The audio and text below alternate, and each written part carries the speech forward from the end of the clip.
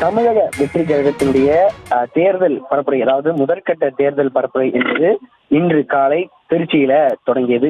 திருச்சி, அதன் பிறகாக அரியலூர், தற்பொழுது பெரம்பலூர் என 3 பகுதிகளாக பிரிந்து இந்த தேர்தல் பரப்புரை என்பது காலை முதலே நடைபெற்றது. காலையில சுமார் 8:30 மணிக்கு திருச்சி வருகை தந்த விஜய் அங்கிருந்து மரக்கடை பகுதிக்கு வருவதற்கு கிட்டத்தட்ட 4-5 மணி நேரம், கிட்டத்தட்ட 8 மணிக்கு புறப்பட்ட விஜய் பிற்பகல் 3 மணிக்கு தான் தமிழகத்திற்கு அந்த பரப்புரை நடப்பும் இடத்திற்கு வந்திருந்தார்.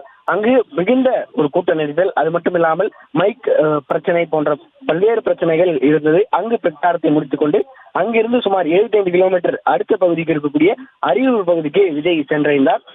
அங்கும் தன்னுடைய தேர்தல் பிரச்சாரத்தை தொடங்கிய விஜய் அங்கும் மக்களிடையே தொகுதி சார்ந்தவும் மாநிலம் சார்ந்து மற்ற எதிர்கட்சி அதிமுக, திமுக உள்ளிட்ட பல கட்சிகள் சார்ந்தும் பேசியிருந்தார். அதன் பிறகாக அருகில் இருக்கக்கூடிய இதற்குள்ளாகவே 9:30 மணி ஆகிவிட்ட ஒரு நிலையில காவல்துறையினர் 10 மணியுடன் இந்த பரப்புரையை மீட்க வேண்டும் என்று தெரிவித்திருந்தது. ஆனாலும் கூட நேரம் கடந்துவிட்ட ஒரு காரணத்தினால அந்த அரியலூரில் இருந்து குன்னம் பகுதிக்கு வருகின்றார். அங்கு தன்னுடைய பேச்சை பேசாமல் அங்கிருந்து ரசிகர்கள், அங்கிருந்து தொண்டர்களுக்கு சற்று கையை மட்டும் அசைத்துக் கொண்டு அங்கிருந்து நேரடியாக பெரம்பலூர் வந்திருந்தார். பெரம்பலூரில் மிக அதிகப்படியான கூட்டம், அதாவது திருச்சியை காட்டிலும் மிக அதிகப்படியான கூட்டம் பெரம்பலூரில் இரவு 11 மணி வரைக்கும் இருந்த ஒரு காரணத்தினால விஜய் செல்லக்கூடிய அந்த பரப்புரை இடத்திற்கு விஜயால் செல்ல முடியவில்லை. கிட்டத்தட்ட பெரம்பலூர் பகுதிக்கு வந்தடைந்த நிலையிலும் கூட அங்கிருந்து செல்ல முடியாத ஒரு சூழல் காரணமாக அந்த பரப்புரையை ரத்து செய்து தற்பொழுது மீண்டும் புறப்பட்டிருக்கிறார். தற்பொழுது தேர்தல் பரப்புரை என்பது பல்வேறு கட்ட நிபந்தனைகளுக்கு பிறகு காவல்துறையினர் இந்த தேர்தல் பரப்புரைக்கான அனுமதியை கொடுத்தனர். மேளங்கள் அடிக்கக்கூடாது, பட்டாசுகள் வெடிக்கக்கூடாது, பொதுமக்களுக்கு இடையூறு ஏற்படுத்தக்கூடாது உள்ளிட்ட பல்வேறு குளறுபடிகள், பல்வேறு கட்டுப்பாடுகள் விதித்து இந்த காவல்துறையினர் அனுமதித்தனர். ஆனால் அதையெல்லாம் முற்றிலுமாக கண்டுகொள்ளாமல் தாவேக தொண்டர்களாக இருக்கட்டும், தாவேகவுடைய ரசிகர்களாக இருக்கட்டும், அது பல்வேறு பிரச்சனைகளுக்கு இந்த தேர்தல் பரப்புரை என்பது ஆளாகி இருக்கிறது என்பதுதான் உண்மை. பெரம்பலூரிலும் கூட வருகை தந்தபோது மிகுந்த சத்தத்தோடு பட்டாசுகள் வெடித்தது. அதனால பொதுமக்களுக்கு மிகுந்த சிரமம் என்பது ஏற்பட்டது. அது மட்டும் இல்லாமல் அருகில் இருக்கக்கூடியவர்கள் மயக்கமடைந்த நிலையிலும், அது மட்டும் இல்லாமல் அருகிலே வந்திருக்கக்கூடிய ஒரு ஆம்புலன்ஸ் மூலமாக அவர்களை ஏற்றி மருத்துவமனைக்கும் அனுப்பி வைக்கக்கூடிய காட்சியையும் நம்மால் பார்க்க முடியும். மிகுந்த ஒரு கூட்ட நெரிசல். பெரம்பலூருக்கு வரும் வழியிலேயே தன்னுடைய வாகனத்தில் இருக்கக்கூடிய லைட்டை விஜய் அணைத்து விட்டார். அதன் பிறகாக மிகுந்த ஒரு மன உளைச்சலுக்கு இருப்பவர்கள் ஆளாகினர்.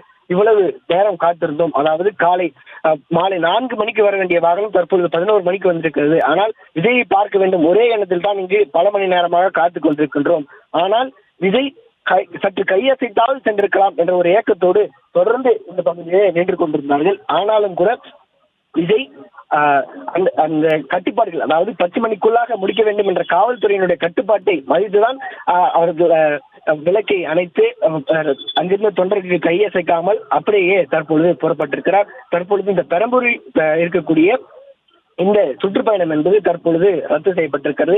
இதற்கு ஒருவேளை மாற்று தேதி அறிவிக்கப்படலாமா அல்லது வேறு ஏதேனும் மீண்டும் இந்த பகுதிக்கு வந்து மக்களிடையே உரையாற்றலாமா உள்ளிட்டவற்றையெல்லாம் கட்சி மூலம் ஆலோசித்து அதன் பிறகு முடிவெடுக்கலாம் என்ற ஒரு தகவலும் வெளியாகி இருக்கிறது. தற்பொழுது முதல் கட்ட தேர்தல் பரப்புரை என்பது பல்வேறு கட்சியினர் தொடர்ந்து விமர்சனம் வைத்து வந்தனர். அதாவது விஜய் வெளியே வரவே மாட்டார், அவர் வீட்டுக்குள்ளேயே ஒர்க் ஃப்ரம் ஹோம் என்ற ஒரு அரசியலை செய்து கொண்டிருக்கிறார் போன்ற பல்வேறு குற்றச்சாட்டுகளை, விமர்சனங்களை தொடர்ந்து வைத்து வந்தனர். தற்பொழுது அவருடைய முதல் சுற்றுப்பயணம் தற்பொழுது திருச்சியில் தொடங்கி பெரம்பலூரில் முடிவெடுக்கிறது என்றுதான் சொல்ல வேண்டும். அவர் திருச்சி வந்தடைந்த போதே மிகுந்த ஒரு உற்சாகத்தோடு பேரிகார்டுகளை எல்லாம் முடித்துக் கொண்டு, தடுப்புகளை மீறிக்கொண்டு அந்த விமான நிலையத்திற்குள் வந்த காட்சியையும் நம்மால் பார்க்க முடிந்தது. அதன் பிறகாக அங்கு தொடங்கி பெரம்பலூர் வரை எவ்வளவு ரசிகர்கள் பட்டாள கூட்டம் இருந்தது என்பதையும் நம்மால் பார்க்க முடிந்தது.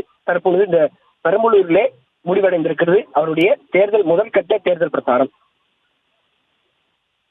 வெயிட் பண்றோம். எப்படி இருக்கு உங்களுக்கு அந்த ஃபீலிங்? கஷ்டமா தான் இருக்கு ஒரு மாதிரி. என்ன மாதிரியான காரணம் சொன்னாங்களா வரல அப்படிங்கறது? தான் பிளாக் பண்ணிட்டாங்களாமே அங்க, அதனால தான் சொன்னாங்க. விஜய் எங்களை பாக்குறதுக்கு ரெடியா தான் இருந்தாங்க, போலீஸ்காரங்க தான் யாரும் விடல. நாங்க ஈவினிங்ல இருந்து வெயிட் பண்றோம். நாங்க விஜய் பார்த்தா போதும் தான் வெயிட் பண்ணோம். இதான் ஃபர்ஸ்ட் டைம் பாக்குறதுக்காக வந்தோம். இப்ப 12:30 ஆக போகுது. நாங்க 5 மணிக்கு வந்தோம், ஈவினிங் 5 மணிக்கு வந்தோம். இப்ப நைட் 12:30 ஆயிடுச்சு. இது விஜயோட ஃபால்ட்டே கிடையாது, அதனால எங்களுக்கு ஒண்ணும் இல்ல, எங்களுக்கு ஏமாற்றமே கிடையாது. நீ எல்லாரும் சேர்ந்து பண்ண சதி இது, அவ்வளவுதான். இந்த மாதிரி ஒரு தவறு அவர் பண்ணிருக்க கூடாது. மக்கள் எதிர்பார்ப்போட இருந்தாங்க. 3 மணில இருந்து எல்லாருமே அவருக்காக தான் வெயிட் பண்ணாங்க. அவரோட ஸ்பீச்சுக்காக தான் எல்லாரும் வெயிட் பண்ணாங்க. ஒரு டைமாவது அவரை பார்க்க முடியாதுன்னு சொல்லி எத்தனையோ பேர் இருக்காங்க. அது அவர் வராதது எல்லாருக்குமே ஒரு ஏமாற்றம் தான். பெரம்பலூர் மக்களை சேர்ந்த வரைக்கும் எந்த ஒரு ரிஸ்கா இருந்தாலும் அவர் வந்துட்டு போயிருக்கலாம். அவர் ஸ்பீச் கொடுக்கலனாலும் அவர் வந்து அவர் ஒரு கையசிச்சாவது போயிருந்தா கூட வந்தவங்களுக்கு ஒரு சந்தோஷமா இருந்திருக்கும். நாங்க 3 மணில இருந்து வெயிட் பண்ணிட்டு இருக்கோம் அவருக்காக. வந்த மழை கூட, கடவுளே மழையை கூட நீங்க வர வேணாம், எங்க தளபதி வராரு அப்படின்னு சொல்லி நாங்க சொல்லியிருந்தோம். அப்படி இருந்தும் கூட அவர் வராது. எங்களுக்கு ரொம்ப கவலை, எங்களுக்கு ரொம்ப கஷ்டமா இருக்கு. வார்த்தையால சொல்ல முடியாத அளவுக்கு எங்களுக்கு வேதனையா இருக்கு. நாங்க பாக்கணும்னு நினைச்சுதான் 3 மணில இருந்து வெயிட் பண்ணோம். கொஞ்சம் அவருக்கு வர அளவுக்கு இன்னும் கொஞ்சம் டைமிங் கொடுத்து பண்ணிருக்கலாம். எல்லா பசங்களும் ரொம்ப வரும் இளைஞர்களும் ரொம்ப ஏமாற்றத்துல இதை பண்ணிட்டாங்க. நாங்க ஏமாற்றத்தோட தான் இருக்கோம்.